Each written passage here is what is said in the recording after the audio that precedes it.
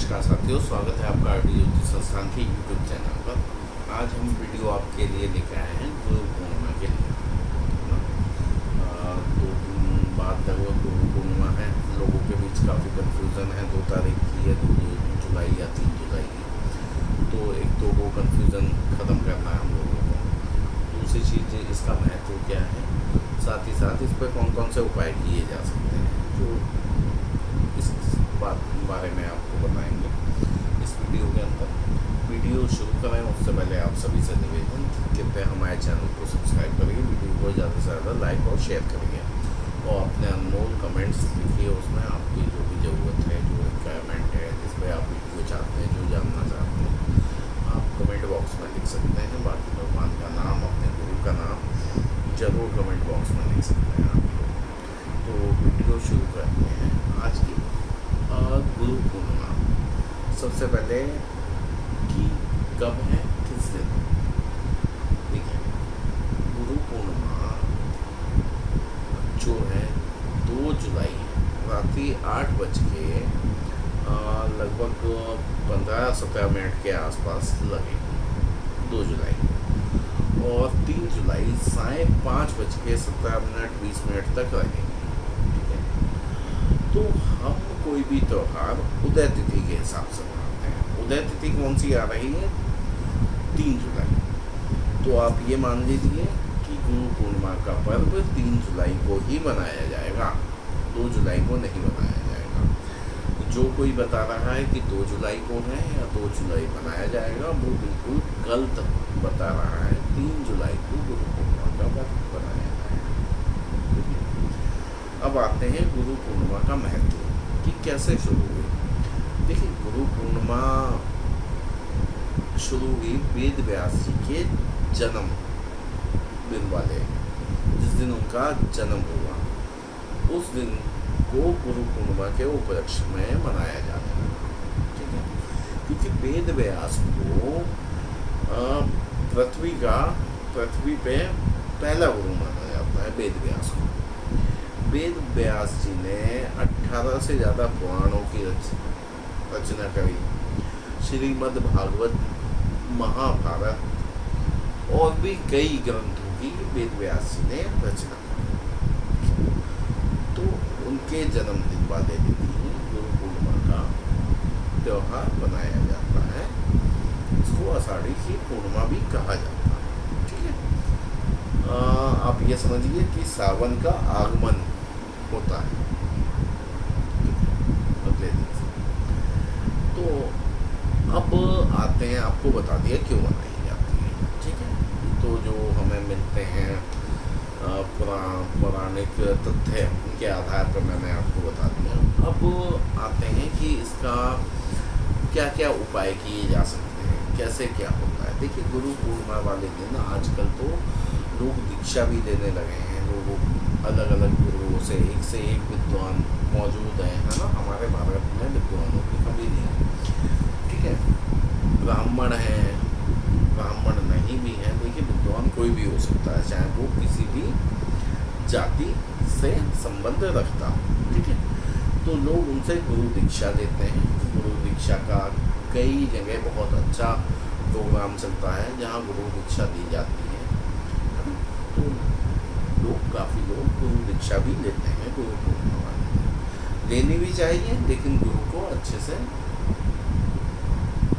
समझ लें, आप लें उसके बाद, है ना। क्योंकि गुरु बहुत ही इम्पोर्टेंट होता है। किसी भी साधना के लिए गुरु की इम्पोर्टेंस बहुत अच्छी होती है। आप छोटा सा एग्जाम्पल लेके चलिए, किसी स्कूल में आपका एडमिशन हुआ, वहाँ आपको ABCD पढ़ाई जा रही है। अब एक के बाद कोई अगर बच्चे को D पढ़ाएगा, BC नहीं पढ़ाएगा, तो बच्चा तो एक बार D याद रखेगा, है ना।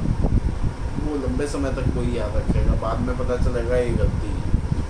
तो इसी तरीके से गुरु का चुनाव बहुत ही महत्वपूर्ण है। आप अपने बच्चे के लिए स्कूल का, उसके टीचर का बहुत उससे चुनते हैं ना कि यार ये वाला स्कूल है, बेस्ट स्कूल है बच्चे के लिए, ये कोचिंग बेस्ट है ना।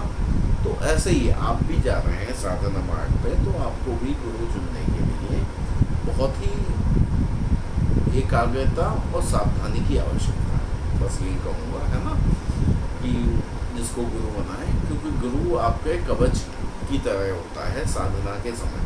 जब आप साधना करते हैं तो गुरु आपके कवच का काम करता है, ठीक है। तो कवच बहुत ही मजबूत होना चाहिए, तभी साधना आपकी पूरी होगी। अब आते हैं गुरु पूर्णिमा पे कौन कौन से उपाय कर सकते हैं और क्या क्या फायदे मिलते हैं। सबसे पहली बात, विष्णु सहस्त्र नाम का पाठ अगर आप गुरु पूर्णिमा वाले दिन करते हैं तो इसका बहुत ही अच्छे फल मिलते हैं, आपको बहुत ही ज़्यादा पुण्य मिलता है, मानसिक शांति मिलती है।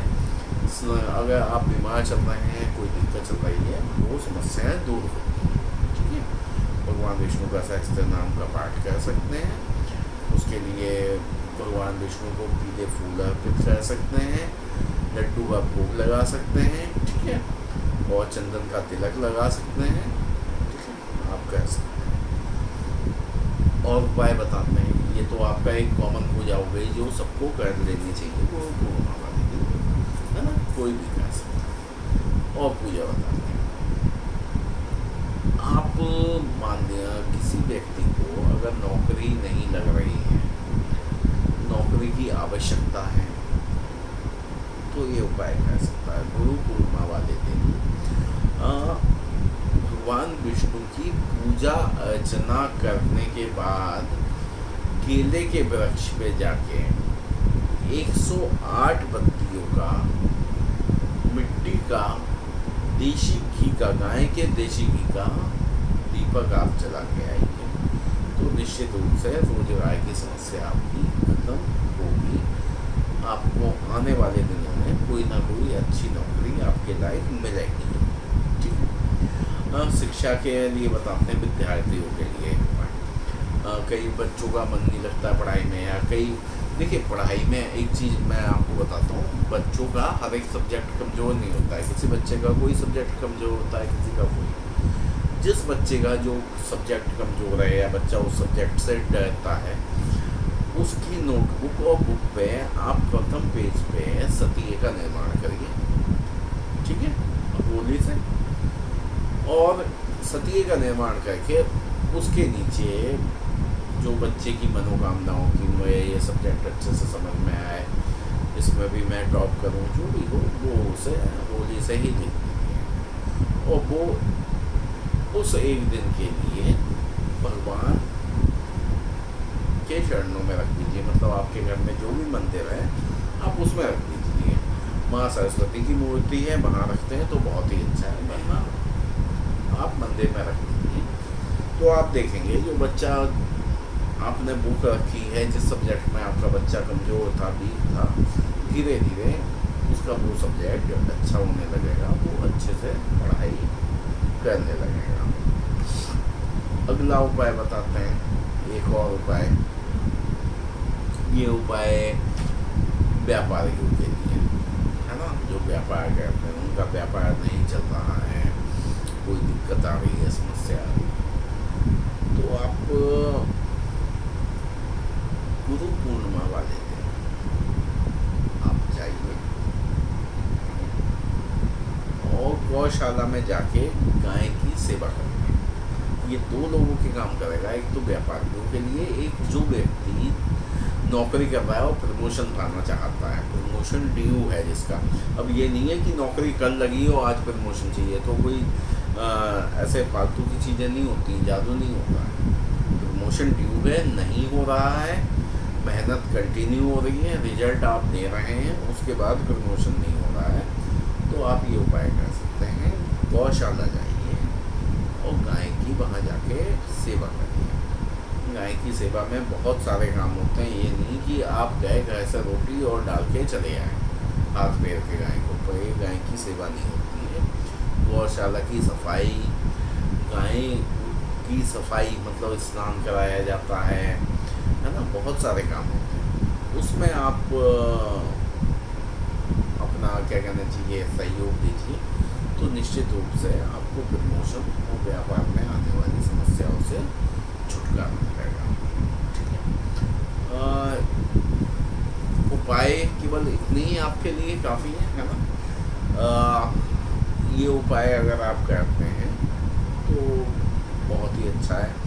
गरीबों में आप मीठे चावल, पीले मीठे चावल बना के अगर बांटते हैं गुरु पूर्णिमा वाले दिन, तो रोग से भी मुक्ति मिलती है अगर कोई लंबा रोग चल रहा हो आपके, है ना। तो ऐसे छोटे छोटे उपाय बहुत सारे हैं। इस दिन आपको दान करना चाहिए, भक्ति करनी चाहिए, ठीक है। किसी को किसी कार्य के लिए मना मत करिए, मतलब सही कर रहे हैं। अब कोई गलत काम करने को कहे तो मना करिए, लेकिन अगर जो हेल्प हो सकती है आप इस दिन लोगों की करने का प्रयास करिए। और गुरु दीक्षा वहाँ से लीजिए जहाँ गुरु को भी चीज़ों का ज्ञान, जो आपकी शील्ड बन के, आपका कवच बन के काम कर सके, है ना। आपको आगे ले जा सके भक्ति के मार्ग पे, साधना के मार्ग पे। भिन्न भिन्न साधनाएँ होती हैं, है ना। कुछ तामसिक साधनाएँ भी होती हैं, वहाँ तो बहुत आवश्यकता होती है, और गुरु के बिना तो आगे चलना संभव ही नहीं होता। तो ठीक है, आप बनाइए, देखिए, है ना। सब विचार कर सकते हैं, आपको बता दिया। तो